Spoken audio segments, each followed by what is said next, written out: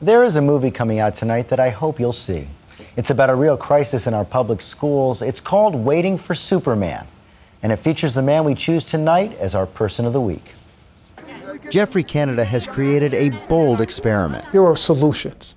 This is not one of those issues that you have a crisis and then you say, oh my goodness, there's nothing you can do.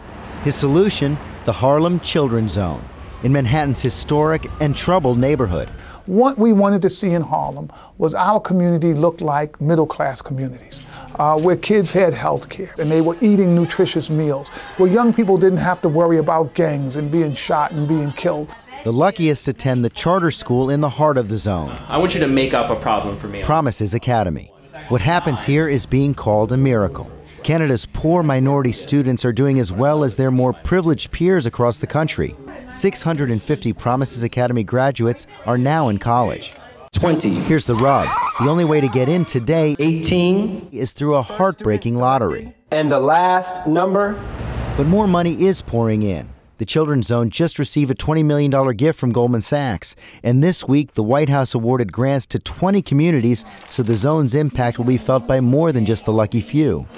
And what a week it's been for Canada. Not only is he starring in Waiting for Superman, he inspired the title. One of the saddest days of my life was when my mother told me Superman did not exist. Because even in the depths of the ghetto, you just thought, he's coming, I just don't know when, because he always shows up and he saves all the good people. And she thought I was crying because it's like Santa Claus is not real. And I was crying because there was no one coming with enough power to save us.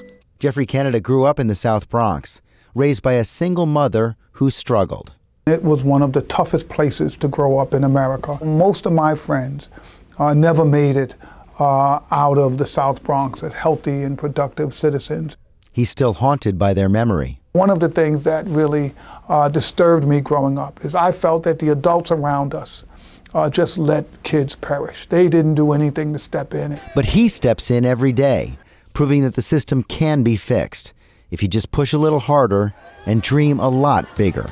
It's one of the great joys of my life that when I look at my young people, I realize there's a bunch of us adults standing with these kids saying, you know, we're going to guarantee you make it.